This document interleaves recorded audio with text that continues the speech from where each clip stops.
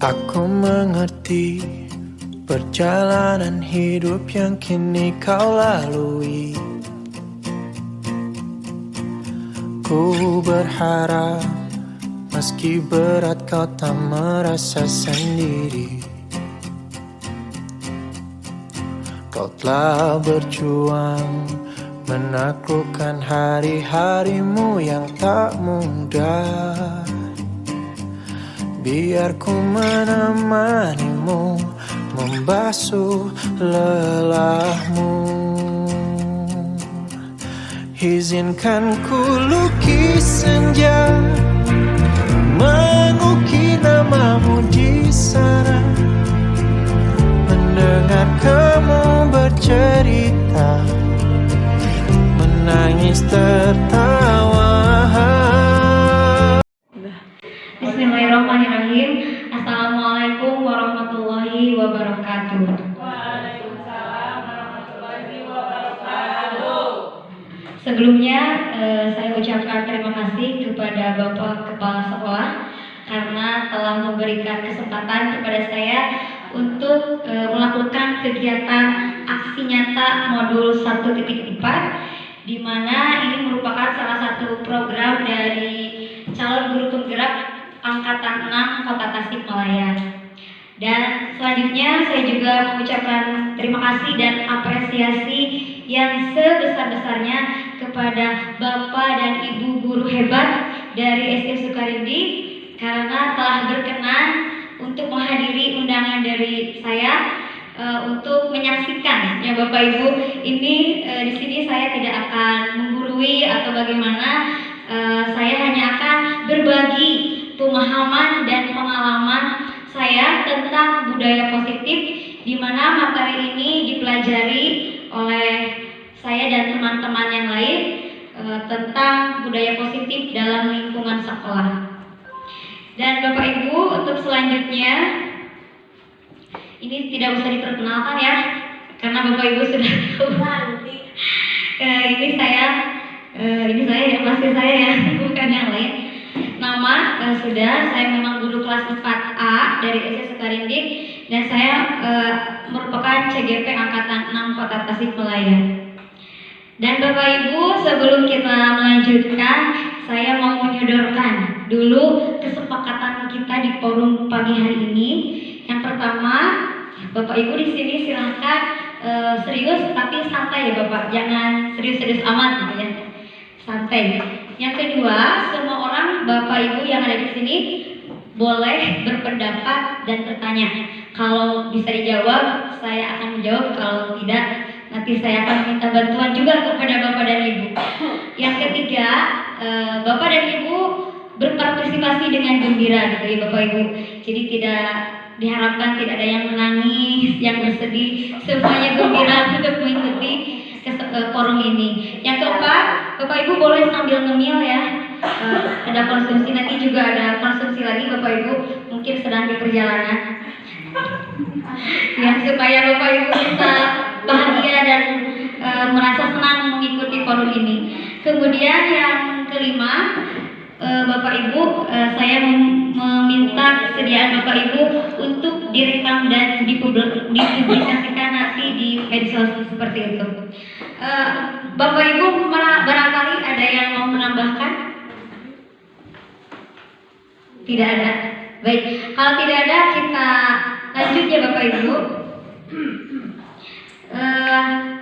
Sebelumnya Bapak Ibu, supaya kita lebih semangat, mari kita melakukan satu game dulu ya Bapak Ibu.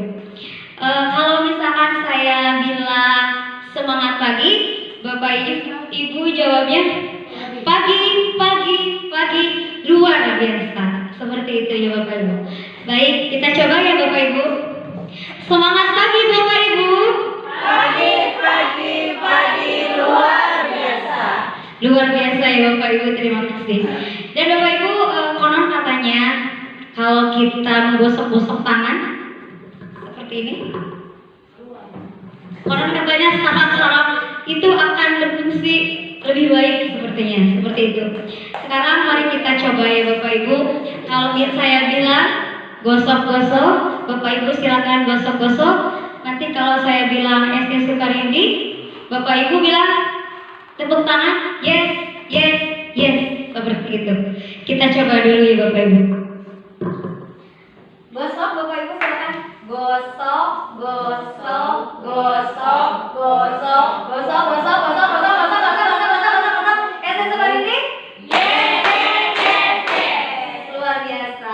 Ternyata Bapak Ibu semuanya semangat ya. Terima kasih Bapak Ibu. Kita langsung lanjut saja ke materi Bapak Ibu. Seperti yang telah saya sampaikan pada sebelumnya, bahwa di sini saya bukan untuk menggurui Bapak Ibu, karena saya yakin Bapak Ibu itu lebih segalanya dari saya. Jadi tujuan pada pagi hari ini yang pertama, diharapkan Bapak dan Ibu bisa mengenal tentang konsep-konsep budaya positif. Kemudian yang kedua, Bapak Ibu bisa melihat atau menyimak pengalaman saya untuk menerapkan budaya positif di kelas saya. Selanjutnya, untuk yang pertama, Bapak Ibu, mari kita pahami konsep dari budaya positif. Yang pertama adalah perubahan paradigma atau perubahan pandangan kita. Sebelum menyelami lebih jauh, mari kita bereksperimen dengan suatu game yang berjudul Cobalah Buka. Bapak Ibu yang ada di sebelah kiri, Bapak Ibu, mari kita tempatkan Anda adalah A. Tugas Anda yang A, orang A ini mengepalkan salah satu tangan Anda. Jadi dikepalkan tangannya. Kemudian coba Anda bayangkan bahwa Anda ini menyimpan sesuatu yang sangat berharga di dalam kepalan tangan Anda ini. Anda perlu karena ini sangat berharga, maka Anda perlu menjaga benda tersebut sekuat tenaga Anda, karena begitu pentingnya yang digenggam itu untuk kehidupan Anda. Nah, rekan yang ada di sampingnya, boleh yang ada di sebelah kanan, ini adalah mencoba dengan segala cara untuk membuka kepalan tangan Anda. Karena Anda itu tadi A ya. Jadi yang orang yang B ini mencoba membuka tangan. Tangan Anda yang B ini boleh membukanya, boleh dengan membujuk, boleh menghardik, boleh mengintimidasi juga boleh, memarahi, mau menggoda juga boleh. Menggoda iman, asal jangan menggoda ya. Pak Haji menggoda Pak Bu Yulis misalkan, itu jangan sampai terlalu berlebihan. Tapi menggodanya dalam arti supaya genggaman tangannya terbuka. Menggelitik juga boleh, apapun caranya ya. Bahkan menawari uang juga boleh, asal nanti yang A bersedia membuka kepala tangan. Nah sekarang mari kita lakukan kegiatan cobalah buka di atas dengan A dengan B secara bergantian. Masing-masing A dan B memiliki waktu 15 detik saja. Sekarang kita yang A. Siapa yang mau jadi yang A? Boleh berpasangan. Bu Ani dengan Ibu Ispani, yang A ini B. Ibu dengan Ibu Ana, Bu Epon dengan Bu Lia, Ibu Sri dengan Bu Ripa, Bu Elis sama Pak Haji. Sama Pak Haji boleh. Ibu Resti. Bersihin ya. Ya baik. Baik Bapak Ibu, kita hitung mulai dari A ya. Silakan yang A, saya beri waktu 15 detik. Silakan bagaimana caranya supaya bisa membuka kepala tangannya. Boleh ya, dengan rayuan juga boleh. Bebas. Bebas Bapak Ibu.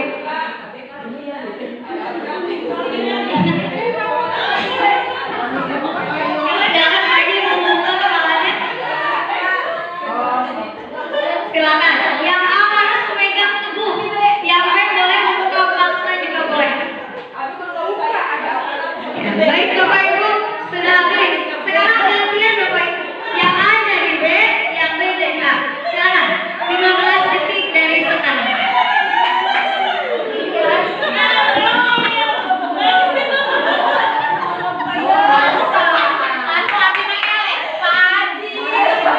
Dari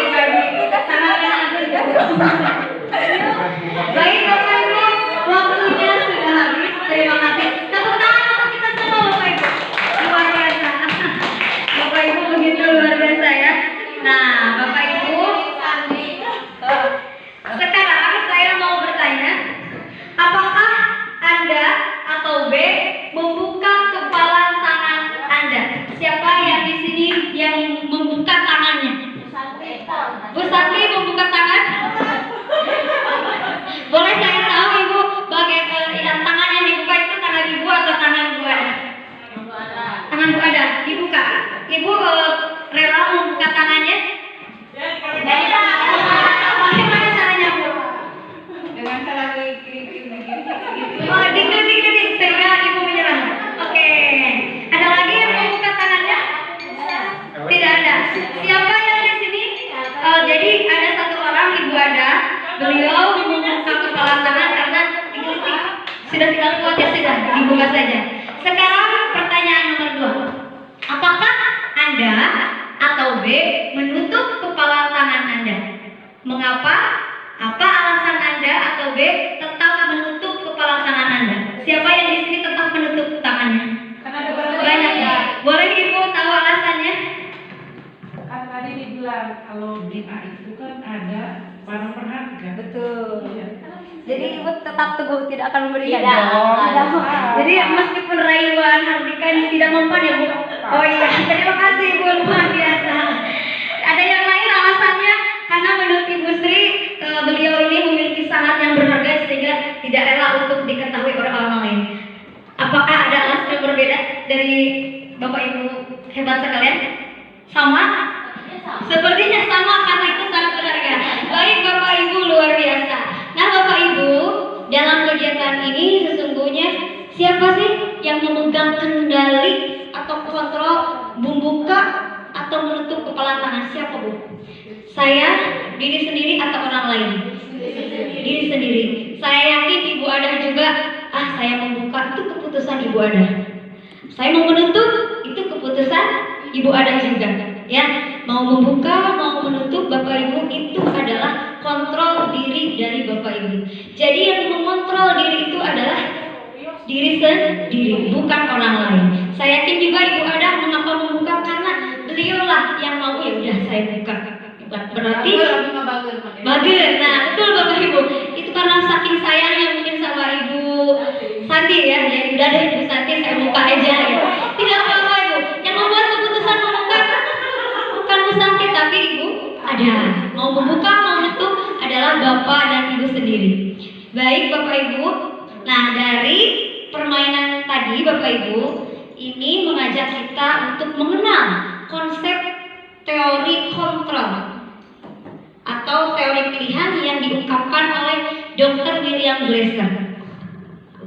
Di mana Bapak Ibu beliau mengungkapkan bahwa Anda tidak bisa mengontrol orang lain. Hanya Anda yang bisa mengontrol diri Anda. Jadi yang mengontrol diri sendiri itu saya. Sehingga di sini nanti akan tumbuh konsep budaya positif yaitu tentang makna disiplin. Kemudian yang diungkapkan oleh Dr. William selanjutnya adalah bahwa dari teori kontrol ini semua perilaku memiliki tujuan. Perilaku itu Bapak dan Ibu diungkapkan bahwa ada dari perilaku itu ada teori motivasi di mana seseorang akan bertindak atau berperilaku itu karena dorongan motivasinya. Yang pertama karena saya melakukan ini karena saya menghindari hukuman. Kedua, bahwa saya melakukan kegiatan ini karena saya ingin mendapatkan imbalan atau penghargaan, hoyong dipuji, hoyong dipasang imbalan. Yang ketiga, saya melakukan ini karena saya ingin menghargai diri sendiri. Nah, nanti kita akan lebih mengenal lagi teori motivasi, kemudian motivasi ekstrinsik itu apa, motivasi intrinsik itu apa, dan nanti juga kita akan memahami apa nilai-nilai kebijakan universal. Nanti akan ada konsep keyakinan kelas. Teori pilihan yang ketiga adalah bahwa model berpikir kita ini menang. Jadi semua saya menang, Anda menang. Jadi bukan menang, saya menang, Anda kalah, atau Anda menang, saya kalah. Nanti kita ubah menjadi saya menang, Anda menang. Jadi semuanya menang. Kemudian ada kolaborasi dan konsensus. Nanti di sini ada konsep 5 posisi kontrol Bapak dan Ibu sebagai pendidik. Dan yang terakhir adalah tentang kebutuhan kita. Di sini ada kebutuhan dasar manusia. Manusia itu dalam hidupnya itu memiliki kebutuhan 5 pada dasarnya. Nanti kita akan pelajari ya Bapak Ibu. Selanjutnya Bapak Ibu, kita lanjut ke paradigma perubahan. Supaya kita lebih memahami budaya positif, konsep yang pertama adalah mari kita rubah paradigma perubahan pandangan kita. Mana yang harus kita rubah supaya budaya positif ini menerap di lingkungan kita, baik itu di kelas, di sekolah maupun di rumah. Yang pertama adalah, kalau dulu kita memandang bahwa kebutuhan kita ini sama, kebutuhan Bu Ani dengan kebutuhan Bu Ispani dianggap sama. Mari kita rubah bahwa kebutuhan kita itu berbeda. Meskipun kita bestie ya Bu Ani dan Bu Ispani bestie, tetapi saya yakin kebutuhan Bu Ispani dengan Ibu Ani ini berbeda. Oleh karena itu mari kita saling menghormati kebutuhan. Yang kedua, paradigma semua orang melihat hal yang sama. Mari kita rubah menjadi bahwa setiap orang memiliki gambaran berbeda. Ibu ada pandangannya pasti memiliki prinsip yang berbeda dengan Ibu Satri. Begitu juga Ibu Satri berbeda dengan Ibu Lia. Berarti semua orang ini mari kita perhatikan atau kita hargai sebagai orang yang memiliki gambaran yang berbeda. Dan semua itu benar. Jadi paradigma yang semua kita itu sama itu lebih baik kita rubah menjadi semua orang itu berbeda. Selanjutnya adalah mari kita rubah yang awalnya kita mencoba mengubah orang berpandangan sama dengan kita. Kamu harus berpandangan sama saya. Kalau kamu tidak sama berarti kamu bukan bestie. Nah, itu mari kita rubah Bapak Ibu. Bestie kita saya yakin anak kita juga, suami kita, rekan-rekan kerja kita, anak didik kita juga pasti memiliki pandangan yang berbeda. Oleh karena itu mari kita berusaha memahami bahwa pandangan orang lain tentang dunia itu berbeda. Kemudian terakhir, yang selanjutnya, perilaku guru dilihat sebagai suatu kesalahan. Mungkin suatu keadaan, suatu saat, suatu kejadian menurut kita perbuatan itu buruk. Nah, mungkin itu menurut kita. Nah, mari kita rubah. Yang lain buruk, mari kita rubah bahwa semua perilaku baik mau buruk atau baik semuanya memiliki tujuan. Yang ketiga adalah orang lain bisa mengontrol saya. Bapak Ibu mari kita rubah mulai dari sekarang bahwa orang lain itu tidak bisa mengontrol saya. Yang bisa mengontrol diri saya adalah saya sendiri. Betul? Ya, selanjutnya pemaksaan ada pada saat bujukan gagal. Wah, ieu gagal ya. Budak ieu teu nurut wae ka urang misalkan. Anak ini tidak menurut kepada kita sebagai guru, maka kita paksa. Nah, Bapak Ibu mari kita rubah paradigma itu menjadi mari kita rubah perbedaan atau kesalahan anak ini menjadi sesuatu yang menciptakan pilihan-pilihan baru. Ketika anak salah, jangan kita salahkan, tapi mari kita beri pilihan baru untuk menjadi lebih baik dengan budaya positif. Selanjutnya, model berpikir saya menang, Anda kalah, saya kalah, Anda menang, saya kalah. Mari kita rubah, saya menang, Anda menang. Pendapat saya dengan pendapat Anda berbeda, bukan berarti saya menang, Anda kalah, Anda menang, saya kalah. Tapi semuanya menang. Pendapat Anda seperti itu, pendapat saya seperti ini, semuanya menang, semuanya bagus, Bapak Ibu. Selanjutnya Bapak Ibu, konsep tentang budaya positif ini adalah makna disiplin. Bapak Ibu, menurut Bapak Ibu disiplin itu apa? Betul Bu, disiplin itu tertib. Betul Bu, disiplin itu tertib. Dari tertib ini Bapak Ibu, kalau dalam dirinya Bapak Ibu, disiplin ini memiliki makna belajar mengontrol diri dengan menggali potensi kita yang baik agar tercapai tujuan mulia, yaitu menjadi seseorang yang kita ingin berdasarkan nilai-nilai yang kita hargai dan bermakna. Saya yakin seperti apa yang dikatakan Ibu Sri, betul, disiplin itu tertib karena kenapa? Karena dia bisa mengontrol dirinya sendiri untuk memiliki nilai tertib. Berarti tertib itu nilai kebajikan. Kalau anak kita sudah memiliki mengontrol diri, berbuat kebaikan, berarti dia sudah memiliki disiplin. Kalau dulu Bapak Ibu saya menganggap bahwa disiplin itu menaati aturan. Kalau tidak menaati aturan berarti tidak disiplin. Kemudian saya setelah belajar budaya positif, sekarang saya jadi sadar, tertampar Bapak Ibu. Oh ternyata disiplin itu bukan mematuhi aturan, tetapi mengontrol diri kita untuk melaksanakan budaya positif atau menanamkan nilai-nilai kebajikan Bapak Ibu. Nah selanjutnya adalah teori motivasi. Untuk menanamkan budaya positif, mari kita mengenal dulu teori motivasi. Apa itu teori motivasi? Ada 3 Bapak Ibu. Ketika seseorang atau manusia, anak, kita, suami, teman itu melakukan suatu tindakan atau kegiatan, itu pasti ada motivasinya. Dan dikelompokkan motivasi itu ada 3. Yang pertama, untuk menghindari hukuman. Saya mau masuk ke sekolah, saya tidak mau telat karena saya takut dihukum, pasti ada.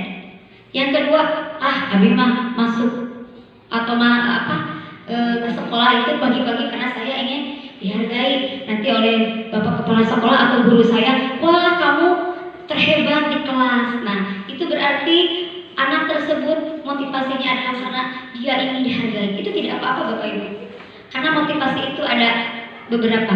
Yang terakhir adalah untuk menghargai diri sendiri. Contoh, saya tidak telat ke sekolah karena saya ingin menghargai diri saya. Diri saya ini adalah diri yang bertanggung jawab, diri yang memang untuk tertib. Apa yang dikatakan Ibu Sri, saya ingin tertib. Berarti itu adalah karena motivasinya menghargai diri sendiri sebagai manusia yang merdeka.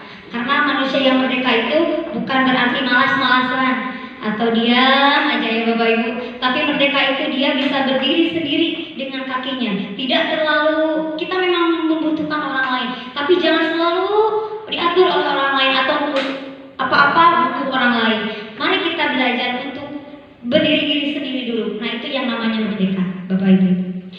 Selanjutnya Bapak Ibu, teori yang motivasi ini, kalau misalkan motivasinya karena takut dihukum, karena ada peraturan, atau karena ingin dihargai, ingin dipuji, atau diimbalan, dikasih hadiah, misalkan saya tidak akan telat sekolah karena saya ingin dikasih bintang oleh Bu Yuni. Nah itu juga di Bapak Ibu, berarti anak tersebut memiliki motivasi ekstrinsik, bukan intrinsik. Dan yang kita harapkan saat ini sesuai dengan tujuan pendidikan nasional kita saat ini, yaitu mewujudkan pelajar profil Pancasila ini yang kita harapkan, motivasi intrinsik. Jadi dia sadar sendiri, dia ingin tertib karena ingin menghargai diri sendirinya sebagai orang yang memang memiliki nilai-nilai kebaikan. Nah, selanjutnya Bapak Ibu, hukuman. Tadi ada 3 ya hukuman. Sebenarnya hukuman itu apa? Hukuman itu adalah bentuk pengendalian seseorang yang bersifat satu arah, memaksa, tidak terencana, dan menyakitkan Bapak Ibu, sehingga akan tercipta identitas yang gagal. Kamu kesiangan, sekarang kamu lari 20 kali di lapangan.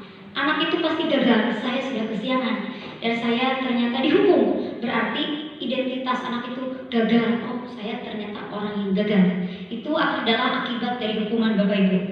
Kemudian penghargaan. Saya tidak kesiangan sekolah, kemudian oleh Ibu Yuni dikasih bintang. Bapak Ibu, sebenarnya penghargaan itu juga termasuk hukuman. Hukumannya kenapa? Tapi hukumannya itu secara positif. Penghargaan adalah cara mengontrol perilaku seseorang yang menghancurkan potensinya untuk pembelajaran yang sesungguhnya. Sebenarnya tidak kesiangan itu bagus, tapi diharapkan anak kesiangan itu dengan motivasi intrinsik. Saya tidak akan kesiangan, karena saya ingin menghargai diri saya sendiri sebagai pribadi yang memang bertanggung jawab terhadap aturan atau keyakinan kelas. Bukan saya tidak kesiangan karena saya ingin dihargai. Nah, kalau anak ingin dihargai berarti dia tidak mampu untuk memunculkan potensi nilai baiknya dalam dirinya sendiri. Dan ini Bapak Ibu termasuk juga identitas gagal. Jadi kalau kita memberi hukuman kepada anak atau memberikan penghargaan, berarti kita sudah memberikan identitas gagal kepada anak. Lalu apa yang harus kita lakukan supaya tidak gagal? Nanti kita akan pelajari Bapak Ibu.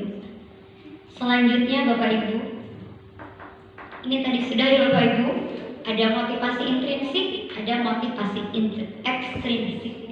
Kalau motivasi intrinsik ini motivasi yang timbul dari dalam diri sendiri tanpa ada paksaan atau dorongan orang lain, tetapi atas dasar kemauan sendiri. Dia tidak kesiangan karena dia ingin menghargai diri sendiri, berarti itu motivasi intrinsik. Tapi kalau saya tidak mau kesiangan karena saya takut dihukum atau ingin dipuji oleh bapak ibu guru misalkan, berarti itu adalah motivasi ekstrinsik karena motivasi ini timbul dari dorongan yang luar. Takut dihukum, ingin dipuji oleh bapak ibu guru, berarti itu adalah motivasi ekstrinsik. Selanjutnya bapak ibu, konsep yang perlu kita ketahui adalah 5 kebutuhan dasar manusia. Kenapa anak berbuat baik, kenapa anak berbuat buruk, pasti itu ada alasannya. Itu biasanya mengacu kepada 5 kebutuhan dasar manusia. Yang pertama, karena saya ingin bertahan hidup, karena saya tidak mau dikeluarkan dari sekolah ini. Yang kedua, kasih sayang dan diterima. Saya ke sekolah karena saya ingin dicintai atau diterima oleh bapak dan ibu. Selamat datang bapak. Oh, iya. Terima kasih bapak. Bapak ibu, kita lanjutkan ya. Kemudian kenapa misalkan saya ini, contoh bapak ibu kita supaya kita lebih paham, kita kasih contoh anak berkelahi. Kenapa sih dia berkelahi? Karena yang pertama, dia ingin bertahan hidup di kelasnya. Dia ingin memiliki nama di kelasnya. Kemudian yang kedua, saya berkelahi karena saya ingin disayangi oleh teman saya. Teman saya tadi dihina oleh teman yang lain. Kemudian karena saya ingin melindungi, menyayangi teman saya, maka saya langsung berkelahi. Nah itu berarti dia butuh kasih sayang atau belonging, ingin diterima oleh temannya. Kemudian yang ketiga, kebebasan. Contoh, anak didik kita berkelahi karena dia ingin memiliki kebebasan, tidak mau diatur-atur sama aturannya, saya bebas gitu. Berarti dia ingin bebas. Kemudian kesenangan, saya berkelahi karena saya senang berkelahi, itu sudah menjadi hobi saya. Itu bisa jadi bapak ibu, saya berkelahi karena saya memiliki kesenangan. Iya. Terima kasih. Amin. Terima kasih bapak.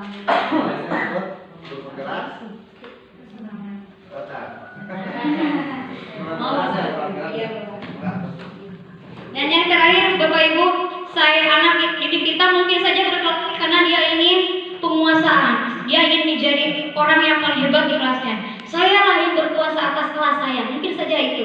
Jadi itu mengapa seseorang bertindak yang salah atau yang benar, itu karena mereka memiliki kebutuhan dasar manusia. Itu bebas bapak ibu. Selanjutnya bapak ibu, nilai-nilai kebajikan. Untuk mau menanamkan budaya positif, mari kita mengenal nilai-nilai kebajikan universal. Apa itu nilai-nilai kebajikan? Nilai-nilai kebajikan ini adalah nilai-nilai yang memang disepakati bersama di seluruh dunia. Ini terlepas dari suku bangsa, mau suku bangsa apa saja, agama apa saja, bahasa apa saja, latar belakang apa saja, tapi semuanya sepakat bahwa itu adalah sebuah nilai-nilai kebaikan. Nah, itu yang dinamakan nilai-nilai kebijakan universal. Dan ini menjadi salah satu fondasi bagi kita untuk menanamkan budaya positif yang ada di sekolah kita. Bisa juga dari kelas. Kita bisa mulai dari kelas, bisa mulai dari rumah kita, dan bisa dimulai dari sekolah kita. Dan berkaitan dengan nilai kebajikan, untuk saat ini pendidikan Indonesia ini mengharapkan bahwa anak didik kita ini memiliki nilai kebajikan profil pelajar Pancasila.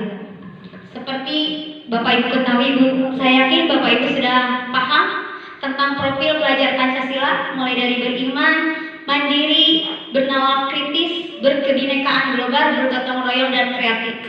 Nah, dan Bapak Ibu, saya juga sudah pernah melihat bahwa Bu Epon juga untuk menanamkan budaya positif ini, beliau sudah mahir dalam tepuk profil pelajar Pancasila. Ibu Epon, silakan boleh Ibu berbagi bagaimana cara menanamkan profil pelajar Pancasila melalui tepuk tangan. Silakan Bu Epon.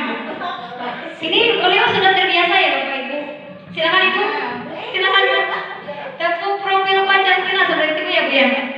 Silakan Ibu. Apakah Ibu berkenan? Oh tidak. Mau Bu? Boleh Bu? Boleh berbagi Bu, karena saya juga di sini berbagi. Tidak apa-apa Ibu. Silakan Ibu maju ke depan. Ini mahasiswa kita ya Bapak Ibu. Beliau nanti hari Sabtu dan Minggu akan ke Bandung. Ibu boleh berbagi. Ibu sekarang ini kan sudah dan setelah saya mempelajari, Ibu sudah memperkenalkan nilai profil pelajar Pancasila melalui tepuk tangan ya Bu ya. Boleh Ibu saya berbagi, silakan. Bagaimana Bu caranya? Silakan. Gak apa-apa Bu. Ini Ibu yang bisa kita lihat. Silakan bagaimana Bu? Ini biasanya diberikan kepada anak-anak didik Ibu Evan. Silakan Bu.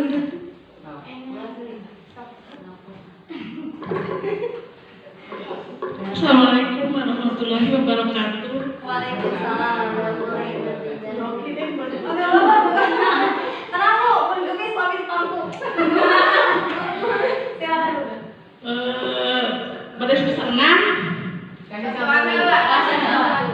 tepuk pelajar Pancasila.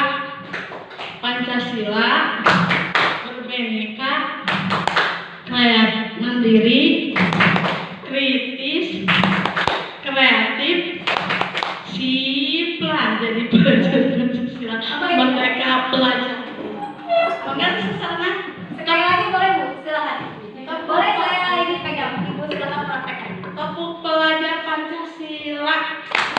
Pancasila berbineka, mandiri, kritis, kreatif, siap jadi pelajar Pancasila, merdeka pelajar.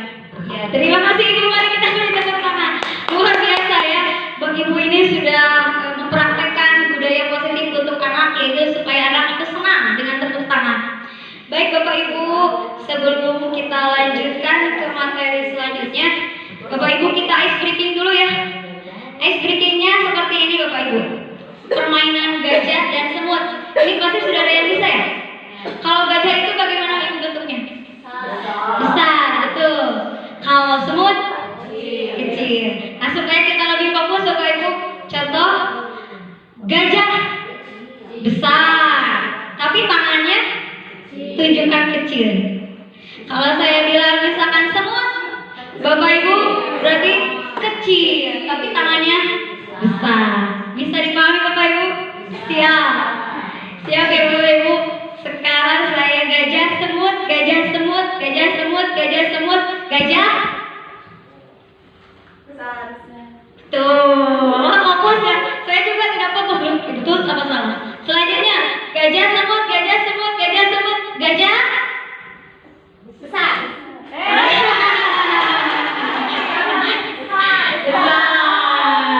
Siap.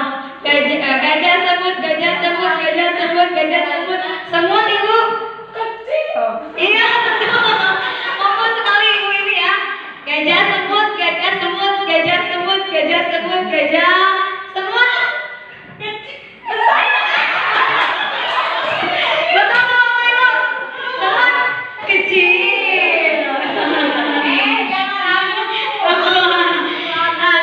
Kita ganti Bu ice breaking-nya, jangan itu. Kita hitung kelipatan. Kelipatan berarti kalau saya bilang kelipatan 2 berarti 2, 4. Nah, yang kelipatan 2 harus bilang oke. Kalau yang lain berarti hitung. Contoh ya Bapak Ibu. 1 oke.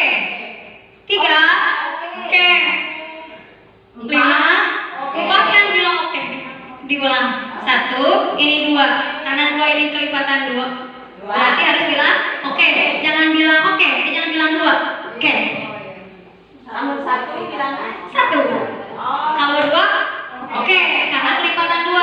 Kalau 3 bilang 3. Kalau 4 oke. Siap ya Bapak Ibu? Kita mulai.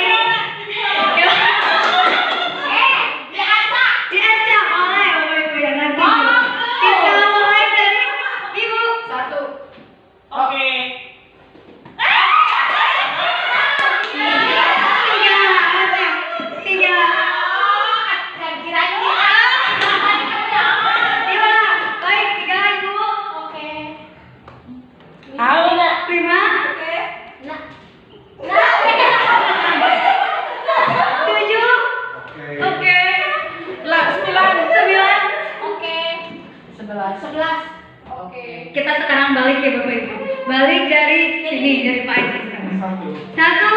Oke. 3. Oke. 5. Oke. 7. Oke. 9. Oke. Oh. Oke. Luar biasa. Bapak Ibu benar-benar fokus ya. Baik Bapak Ibu, kita lanjutkan ya. Kita lanjutkan Bapak Ibu. Selanjutnya adalah konsep supaya anak kita ini terbiasa dengan budaya positif adalah tentang konsep keyakinan kelas. Keyakinan kelas ini adalah suatu kegiatan di mana ini merupakan kesepakatan kelas antara anak dan guru berupa pernyataan universal yang diyakini bersama oleh siswa dan guru dalam proses pembelajaran. Jadi yang disepakati ini bukan peraturan Bapak Ibu, tapi nilai kebajikan apa yang ingin dimunculkan di sekolah atau di kelas kita. Nah, sebagai contoh Bapak Ibu, ini yang telah saya terapkan di kelas saya karena daripada memahami aturan, anak-anak itu akan lebih percaya diri untuk memahami keyakinan kelas. Ini contohnya Bapak Ibu. Biasanya di kelas saya Bapak Ibu, saya suka seperti ini. Jangan gaduh, ulah gane ya, supaya tertib. Kemudian jangan buang sampah sembarangan di kelas. Jangan menghina orang, jangan membuli teman, jangan berkelahi, jangan ngobrol. Nah Bapak Ibu, itu memang kita butuhkan ya di kelas supaya tertib kan, supaya disiplin itu memang dibutuhkan. Tapi karena kita sekarang akan menerapkan budaya positif, mari kata-kata jangan itu kita rubah ke keyakinan kelas atau nilai-nilai kebajikan apa yang ingin disampaikan kepada anak. Contoh, tidak boleh gaduh, tidak boleh tidak boleh gaduh, kemudian tidak boleh berkelahi. Berarti keyakinan kelas yang ingin diharapkan itu adalah saling menghargai. Anak-anak nanti buat kesepakatan nilai apa saja yang muncul. Mengapa sih kita tidak boleh ngobrol, tidak boleh buang sampah? Itu karena nilai kebajikan yang ingin dimunculkan itu adalah karena ingin saling menghargai teman, menghormati teman, sikap peduli kepada lingkungan dan sebagainya. Sehingga tidak boleh gaduh, tidak boleh berkelahi. Itu karena nilai kebajikannya adalah saling menghormati. Dan yang telah saya terapkan keyakinan itu saya buat di kelas supaya mereka ingat akan kesepakatan bahwa ini contoh di kelas saya Bapak Ibu. Keyakinan kelas yang ingin dibudayakan di kelas saya adalah yang pertama saling menghormati, saling menghargai, saling menyayangi, sehingga tidak ada hina-menghina, tidak ada berkelahi karena mereka memiliki keyakinan kelas ingin saling menyayangi. Kemudian peduli, kalau teman kita misalkan jatuh, ayo bantu, mari kita rubah, ayo kita yakini kelas kita untuk selalu peduli kepada teman. Yang terakhir adalah bertanggung jawab.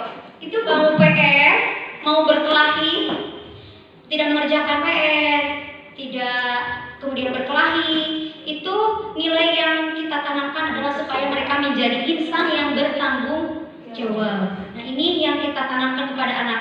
Mari kita tanamkan kepada anak-anak kita supaya memiliki nilai-nilai yang baik untuk masa depan mereka dengan cara membentuk keyakinan kelas. Selanjutnya Bapak Ibu, ada 5 posisi kontrol. Ini juga saya tertampar Bapak Ibu. Ternyata saya memiliki 4 posisi. Pernah nih Bapak Ibu saya juga jadi malu ya. Ada 5 posisi kontrol pendidik kepada anak. Yang pertama, pendidik itu bertindak sebagai penghukum. Guru seperti apa sih? Guru penghukum itu. Kemudian ada juga guru yang membuat rasa bersalah. Ini juga pernah saya lakukan supaya anak itu salah, tuhnya begitu. Nah itu membuat rasa bersalah. Itu sering saya lakukan. Teman, sebagai teman, oh iya tuh kamu baik, ya udah ibu juga baik, ya udah nggak apa-apa, berarti itu adalah teman. Nanti kita ini ya Bapak Ibu. Jadi Bapak Ibu guru, posisi kontrol kita di kelas ini karena kita ini adalah pemimpin pembelajaran di kelas, maka 5 posisi kontrol yang sering terjadi di kelas itu adalah guru penghukum, guru pembuat rasa bersalah, guru sebagai teman, guru yang memantau, dan guru yang manajer. Untuk yang penghukum Bapak Ibu, seorang guru penghukum ini biasanya menggunakan hukuman fisik atau verbal. Orang-orang yang menjalankan posisi penghukum ini senantiasa mengatakan bahwa sekolah ini memerlukan sistem loh, sistem yang bagus, sistem yang baik. Makanya kalau kamu salah kepada aturan, kamu dihukum. Nah, itu berarti guru itu posisinya adalah penghukum. Nah, biasanya kata-kata yang diucapkan oleh guru yang memiliki kontrol penghukum ini, patuhi aturan saya, atau awas ya kamu, awas kayak gitu deh, awas kamu kayak gitu deh, itu penghukum. Kamu saja salah, kamu kemarin salah, sekarang salah. Nah, itu berarti posisi kita sebagai penghukum. Selalu saja kamu, pasti selalu yang terakhir selesai. Kalau mengerjakan kamu lagi, bawa sangat kamu. Ini berarti kita sudah menghukum anak Bapak Ibu. Memang ya, karena kita gergetkan. Dan ini yang sering saya lakukan Bapak Ibu. Dan ini ternyata Bapak Ibu itu adalah posisi kontrol yang salah. Mengapa salah? Karena penghukum ini bisa membuat identitas gagal. Jadi anak daripada kubu ini langsung disebut panggilannya terakhir wae salah di kubu ini teh. Berarti itu sudah identitas anak itu gagal karena saya itu selalu dihukum Bu Yuni. Ya biasa saja lah, saya kalau ke sekolah anak paling juga dihukum sama Bu Yuni.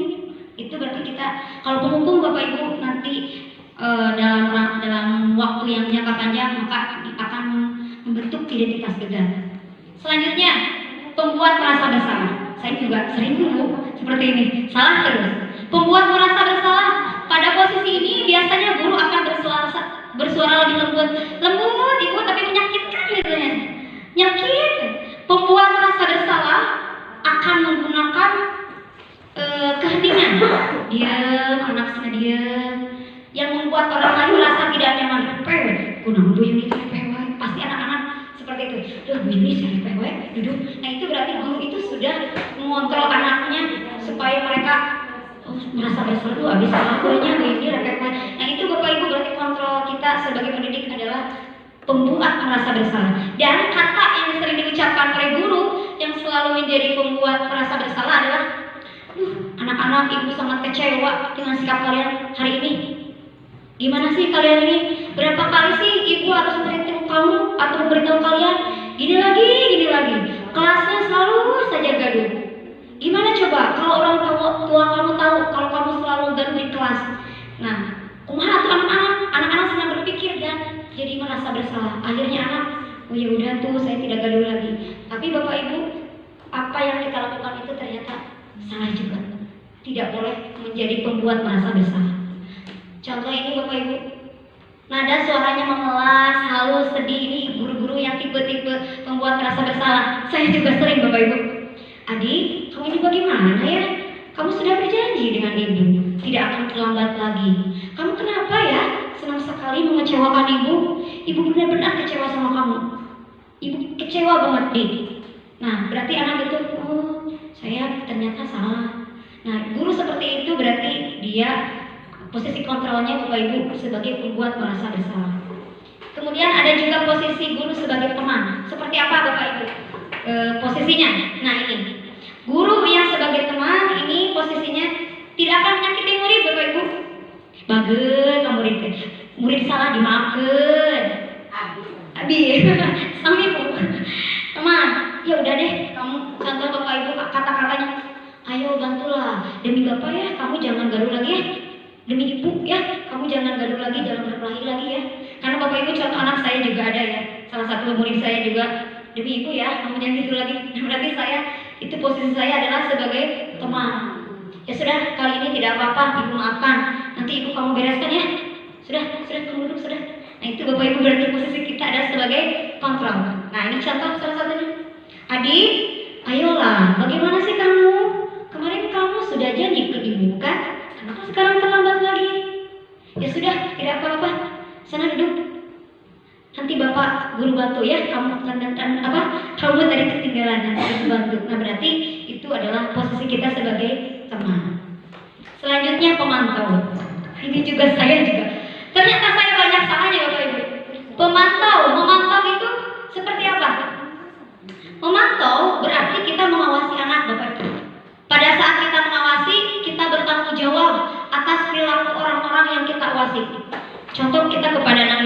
tinggal itu budak bisi berkelahi, bisi gaduh, bisi berbuat yang tidak baik, diawasi terus. Biasanya kata-kata yang diucapkan adalah sini kamu, contoh misalkan adik, nah ini ya, adik, tahukah kamu jam berapa kita mulai belajar? Tahu pak, kamu terlambat 15 menit. Apakah kamu sudah mengerti konsekuensi yang harus dilakukan kalau terlambat? Paham pak, saya harus tinggal kelas pada jam istirahat nanti dan mengerjakan tugas ketertinggalan saya. Ini adalah guru pemantau. Jadi ketika anak terlambat, kamu tahu nggak? Jadi anak sudah sadar dulu bu. Kamu tahu nggak kamu salah? Iya. Kamu tahu peraturan kamu di sekolah ini apa? Tidak boleh terlambat. Kamu tahu konsekuensinya kalau terlambat? Iya pak. Saya nanti ketika istirahat tidak boleh istirahat, harus mengerjakan tugas. Atau misalkan ada anak sepatunya misalkan warna-warni, sini kamu. Kenapa kamu pakai sepatu itu? Kamu tahu nggak aturan di sekolah? Karena kamu memakai sepatu itu maka saya hukum. Nah itu bapak ibu pemantau. Lalu itu kita harus seperti apa gitu? Ini jadi penghukum salah, pembuat ini salah, kemudian menjadi teman salah juga, pemantau salah juga. Terus saya harus yang mana? Nah ini bapak ibu jawabannya. Maka posisi kontrol kita yang terbaik untuk menerapkan budaya positif adalah posisi manajer. Posisi manajer adalah posisi di mana guru berbuat sesuatu bersama dengan murid, mempersilahkan murid mempertanggungjawabkan perilakunya, mendukung murid agar dapat menemukan solusi atas permasalahannya sendiri. Jadi ketika anak salah bapak ibu, jangan kita salahkan, biar dia sendiri yang mengaku salah. Nanti ada contohnya ya bapak ibu. Nah, seorang manajer telah memiliki keterampilan di posisi teman atau pemantau. Biasanya kalau manajer itu dia sudah bisa menjadi teman, bisa juga menjadi pemantau. Tapi ada kelebihannya bapak ibu. Nah, apabila kita menginginkan murid-murid kita menjadi manusia yang merdeka, mandiri dan bertanggung jawab, maka kita perlu mengacu kepada restitusi. Kalau kita mau menjadi manajer, maka hal ketika anak berbuat salah, mari kita lakukan restitusi. Bukan menghukumnya, bukan membuat dia merasa bersalah, bukan juga memaafkannya kita sebagai teman, bukan juga memantaunya. Setiap hari kita melihat anak-anak kita terus, tapi dengan cara restitusi. Restitusi itu apa? Nah, ini yang biasa dikatakan manajer adalah kalau anak salah, maka yang perlu kita tanyakan, apa yang kita yakini? Apakah kamu meyakini nilai-nilai kebajikan? Jika kamu meyakini nilai-nilai kebajikan, apakah kamu bersedia memperbaikinya? Jika kamu memperbaiki, apa hal ini menunjukkan apa tentang dirimu? Apa rencana kamu untuk memperbaikinya? Jadi pertanyaan-pertanyaan ketika anak salah, kasih ibu pertanyaan. Dia ngaku sendiri salahnya, dia cari solusi sendiri salahnya. Jadi seperti itu. Itu adalah manajer. Nah, dan kalau kita waktunya masih deh 10 menit. Kalau kita lihat Bapak Ibu dari posisi kontrol ini, maka hasilnya Bapak Ibu, kalau kita sebagai penghukum, maka kalau kita terbiasa menghukum anak kita, maka anak akan memberontak. Misalkan saya di rumah saya selalu menghukum anak saya misalkan, maka nanti dia akan tertanam dalam dirinya, akan berontak. Si mama anjing si bapak sakit tua, saya akan berontak nanti kalau saya sudah besar. Saya dendam sama mama, saya dendam sama bapak ibu guru, dan saya akan menyalahkan orang lain karena takut dihukum. Tunggu saya sabi itu menyalahkan orang. Nanti anak akan seperti itu bapak ibu. Dan ini perilaku kontrol yang negatif ini akan membentuk identitas anak yang gagal. Kalau yang membuat merasa bersalah bapak ibu yang tadi, hasilnya adalah karena dia takut merasa bersalah, maka dia akan menyembunyikan, menyangkal, berbohong. Tidak abi bapak, tidak abi mama, tidak bu abi mama, tadi saya tidak seperti itu bu. Menyangkal, berbohong, saya enggak bu, padahal iya. Karena apa?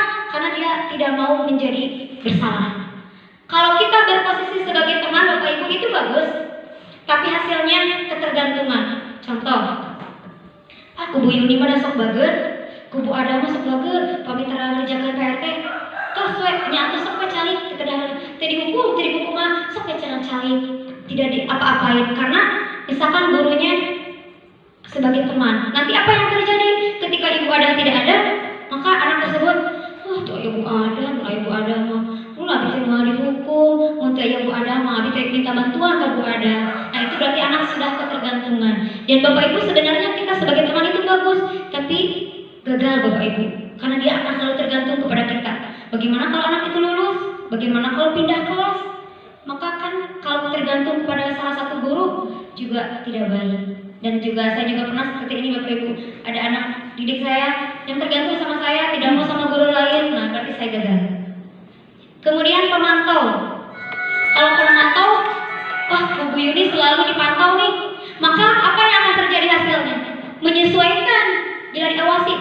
Kalau ada ibu guru, oh saya menjadi baik. Kalau tidak ada ibu guru, wah kemana-mana. Contoh misalkan kalau ada ibu guru sasapu nanti juga sebut, mohon Bu, sasapu Bu. Tapi kalau tidak ada ibu guru, wah lalu patah dan terjatuh. Berarti guru tersebut dia baru berada di posisi kontrol. Jadi anak itu takut kalau dilihat ibu guru. Kalau tidak dilihat, dia bebas berbuat hal-hal yang kurang baik. Maka kalau kontrol yang terakhir adalah kontrol manajer. Karena kalau di manajer itu kita tidak menyalahkan anak, tetapi anak anak ini memecahkan masalah sendiri, dia berjanji kepada dirinya sendiri, memiliki nilai kebajikan, berarti dia sudah bisa mengontrol diri. Dan kalau anak sudah bisa mengontrol diri, insya Allah anak tersebut akan disiplin. Dan kalau sudah disiplin, maka terciptalah budaya positif. Anak melakukan sesuatu kalau sudah tertanam dalam nilai-nilai kebajikan dengan diawali dengan keyakinan keras tadi Bapak Ibu, maka insya Allah anak tersebut akan terbiasa.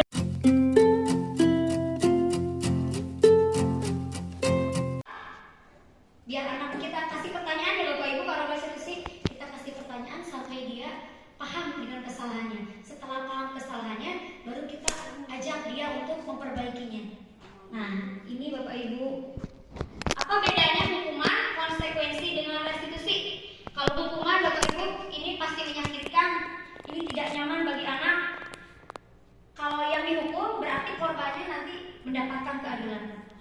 Tapi kalau misalkan orang yang melakukan kesalahan, maka dia akan dihukumkan, korbannya keadilan. Korbannya akan mendapat keadilan karena puas sudah dihukum. Kemudian murid atau anak akan tersakiti. Anak yang dihukum Bapak Ibu pasti akan tersakiti dirinya. Saya dihukum, saya malu. Jadi kebutuhannya terganggu. Sedangkan konsekuensi kalau terus pakai aturan. Kamu tahu nggak ini kamu terlambat, aturannya apa? Kamu harus apa? Aturannya. Nah, maka anak akan tidak dibuat nyaman karena terlalu banyak aturan dan aturan. Maka supaya anak nyaman, mari kita lakukan restitusi Bapak Ibu. Restitusi ini pilihan kita ketika anak berbuat salah, jadi tidak menyalahkan. Nah, ini salah satunya Bapak Ibu. Segitiga restitusi, apa yang harus kita lakukan pertama? Menstabilkan identitas. Ketika anak salah, stabilkan identitasnya supaya dia tidak selalu merasa bersalah, supaya dia tidak merasa dihukum. Mari kita stabilkan menjadi stabil. Kemudian yang kedua, kita validasi tindakan yang salah. Dan yang ketiga, baru menanyakan keyakinan. Kalau sudah sampai ke keyakinan, ke nilai-nilai kebijakan, itu kita sudah mengadakan restitusi. Untuk lebih jelasnya Bapak Ibu, ketika anak melakukan kesalahan, kita kerucutkan, misalkan anak ini kesiangan, apa yang harus kita lakukan? Dia pasti tahu, atau berkelahi, pasti dia tahu kalau itu salah. Maka untuk menstabilkan identitas supaya dia tidak merasa dihukum atau bersalah, inilah kata-kata yang harus kita ungkapkan. Misalkan anak berbuat salah itu tidak apa-apa. Salah itu tidak apa-apa Bapak Ibu. Memang ya, salah itu tidak apa-apa. Mari kita perbaiki. Jadi jangan ketika anak salah, kamu salah, ya udah kamu salah, dihukum. Lebih baik seperti ini Bapak Ibu. Ketika anak salah, mari nak kita perbaiki. Apa yang harus kamu perbaiki? Biar anak, nanti kalau anak sudah tumbuh nilai kebajikannya, maka dia pasti akan memperbaiki kesalahannya. Tidak ada manusia yang sempurna. Ungkapan Bapak Ibu untuk menstabilkan ini. Saya juga pernah melakukan kesalahan seperti itu. Kita bisa menyelesaikan masalah ini. Kamu berhak merasa begitu dan seterusnya. Setelah anak stabil Bapak Ibu, validasi tindakannya yang salah. Kalau misalkan anak itu salah, kamu untung kamu tidak melakukan hal yang lebih jauh lagi. Ini untuk memvalidasi yang salah. Nanti anak akan sadar, oh iya ini saya salah. untung kamu tidak salah lebih lanjut. Nanti ada Bapak Ibu supaya contohnya lebih ini. Setelah itu yang ketiga, setelah memvalidasi, baru kita menanyakan keyakinan. Nilai kebajikan apa yang mereka ketahui. Ini kalau kita sudah melakukan keyakinan kelas, itu akan mudah untuk menanyakan keyakinan. Nah, ini contoh kasusnya Bapak Ibu. Ini adalah sebuah contoh kasus. Pada hari Senin misalkan Muhammad Reksi siswa kelas 4A tidak mengerjakan PR. Pada saat istirahat, Bu Yunia memanggil Reksi untuk menanyakan mengapa hal itu terjadi. Untuk mengatasi masalah ini, Bu Yunia menggunakan restitusi, suatu tindakan agar anak memiliki disiplin positif. Jadi tidak menyalahkan. Benar, tidak mengerjakan itu salah. Tapi mari kita angkat anak itu supaya tidak salah lagi dengan cara bertanya, validasi kesalahannya, dan buat dia yakin untuk berbuat lebih baik lagi. Dan ini adalah contoh Bapak Ibu yang sudah saya lakukan. Bapak Ibu juga boleh dilihat dari YouTube.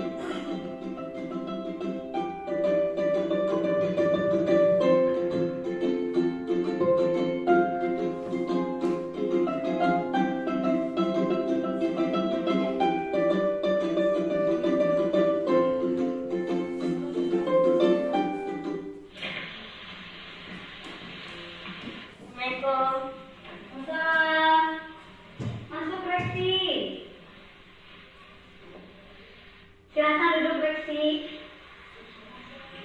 Bagaimana kabar Reksi hari ini? Alhamdulillah baik Bu. Oh alhamdulillah ya Reksi hari ini baik-baik saja. Reksi, tadi pagi kamu tidak mengerjakan PR ya? Bagaimana ini? Iya betul Bu. Saya tidak mengerjakan PR semalam. Kenapa? Karena saya tiduran. Oh, biasanya kamu kan rajin ya kalau mengerjakan PR.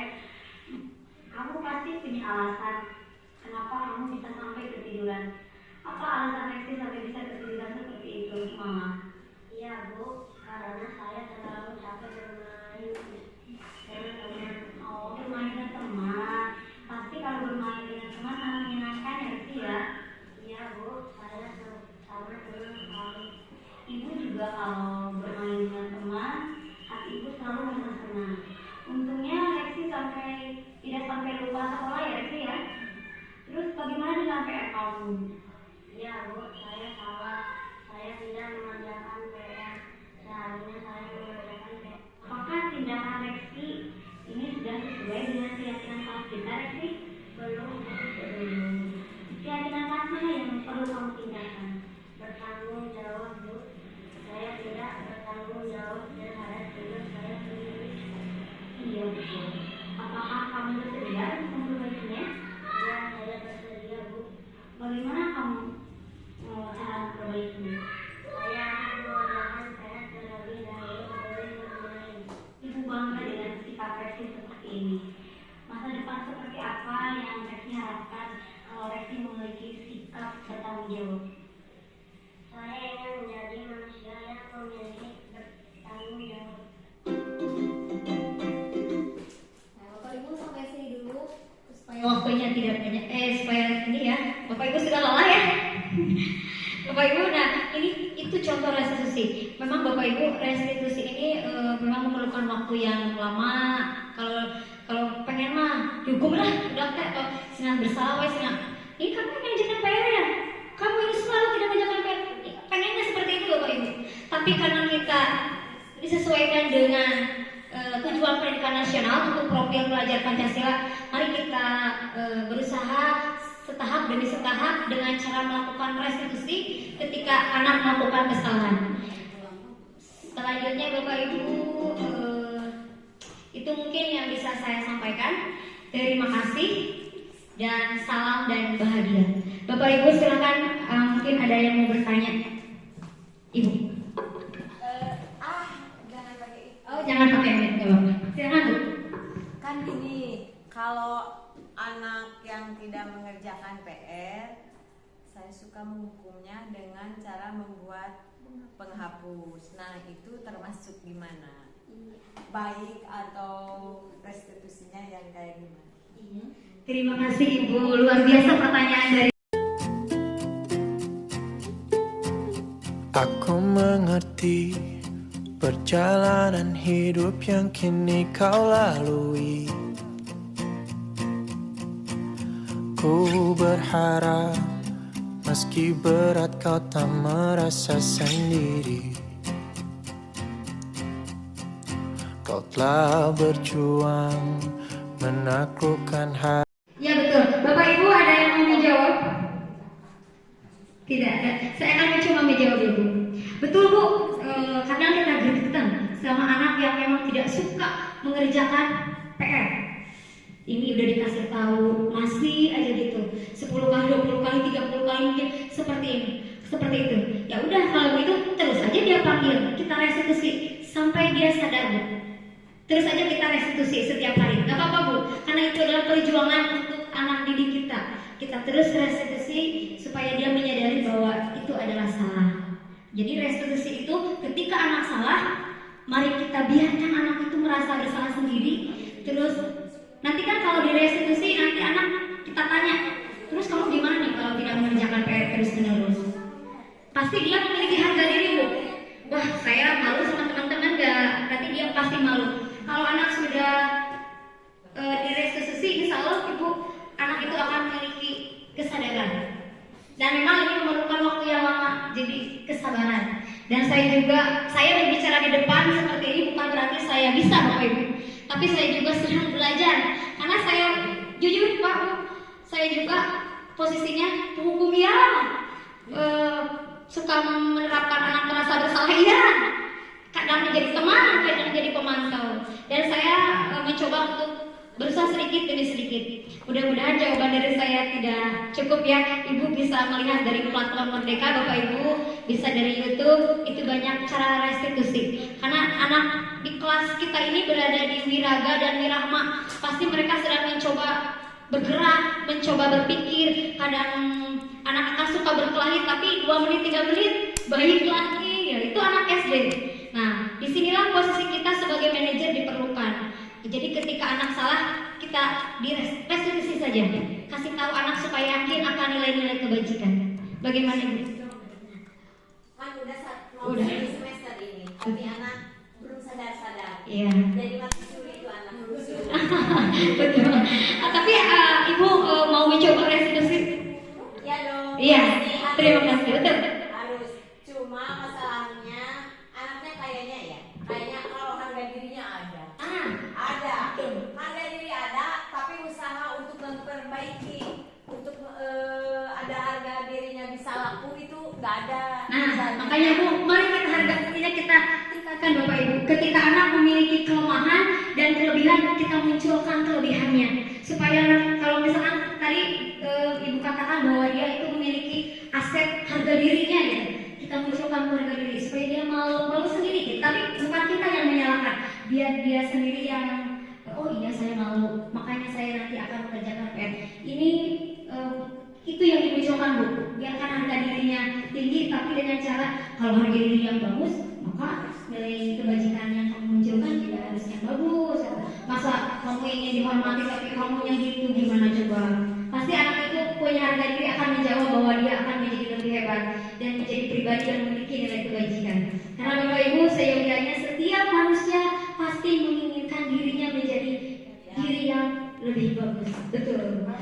Amin ya rabbal alamin. Apapun caranya, pandangannya, pasti semuanya ingin menjadi orang yang lebih baik. Nah, seperti itu. Baik Bapak Ibu, karena waktunya sudah habis, saya ucapkan terima kasih atas partisipasi dari Bapak dan Ibu. Mudah-mudahan materi yang saya sampaikan bisa dipahami. Assalamualaikum warahmatullahi wabarakatuh.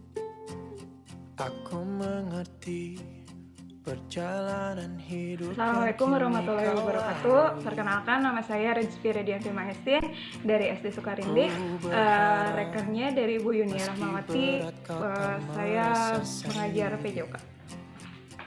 Tanggapan materi dari implementasi positif yang kemarin disampaikan oleh Bu Yunia mudah dipahami, bagus juga, terus tidak membosankan, bisa menginspirasi saya dan teman-teman guru yang lain. Izinkan ku lukis senja. Assalamualaikum warahmatullahi wabarakatuh. Perkenalkan, saya Epo Sumarni akan menanggapi pembelajaran dari rekan saya Bu Yunia Rahmawati. Adapun menurut saya pembelajaran yang dilakukan oleh Bu Yunia Rahmawati sangat bagus, sangat mudah dipahami oleh anak-anak, tidak jenuh, tidak bosan. Perubahan yang Bu Yunia telah dilakukan yaitu pada ruangan kelas ada keyakinan kelas, terus menghapus hukuman sekarang diganti dengan restitusi. Hal yang menarik dari pembelajaran Bu Yunia menurut saya pribadi yaitu cara mengajarnya itu excited, sangat menarik perhatian. Saya juga sebagai rekannya sangat dia menjadi panutan buat saya. Mungkin itulah penyampaian tanggapan dari saya. Wassalamualaikum warahmatullahi wabarakatuh.